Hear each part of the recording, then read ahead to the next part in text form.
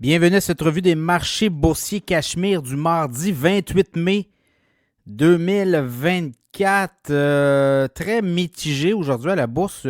Toronto dans le rouge. Le Dow Jones aussi dans le rouge, mais le S&P 500 et le Nasdaq dans le vert.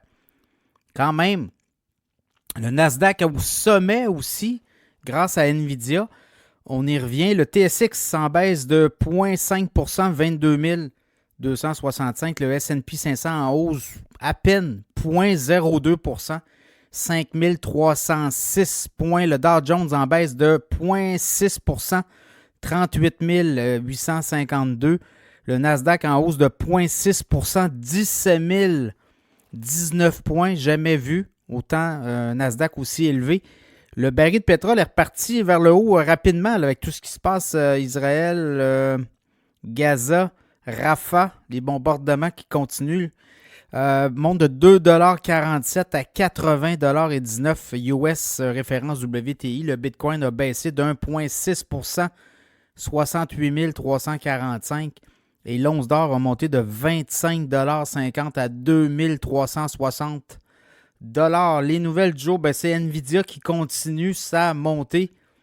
Nvidia qui a monté, qui vaut 2810 milliards, qui vaut plus que finalement toute le marché boursier canadien, imaginez, qui est autour de 2730 quelques milliards. Donc Nvidia est rendu à 2810 milliards et on poursuit, on a monté aujourd'hui à 1139 $. N'oubliez pas qu'il y a un split d'annoncé 10 pour 1 le 7 juin. Ça veut dire que le 7 juin, si le titre est rendu à 1200 ou 1300, mettons 1200, vous allez avoir 10 actions à 120 $.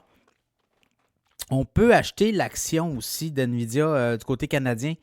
C'est une fraction de l'action et le titre, c'est nvda.ne. Vous pouvez avoir ça sur Disney ou Banque Nationale ou selon vos plateformes préférées. Voilà, les autres nouvelles, c'est l'indice du Conference Board sur le moral des consommateurs. Et il a monté à 102 points en mai. Et on dit que c'est un des plus importantes hausses. On était à 97,5 et on s'attendait à 96 points. Donc, voyez-vous, là, le moral des consommateurs, le moral des Américains est très bon là, au niveau de la consommation. Donc là, on a vu quand même les taux obligataires remonter 4,54 versus 4,46.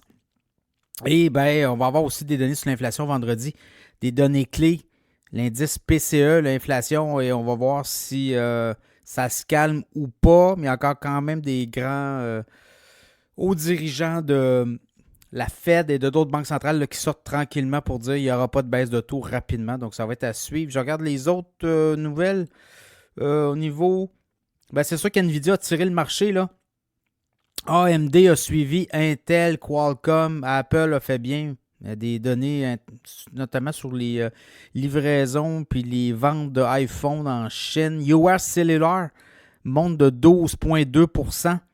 T-Mobile a annoncé un accord là, pour acheter US Cellular, qui est une compagnie de téléphone cellulaire aux États-Unis, une transaction d'à peu près 2,4 milliards.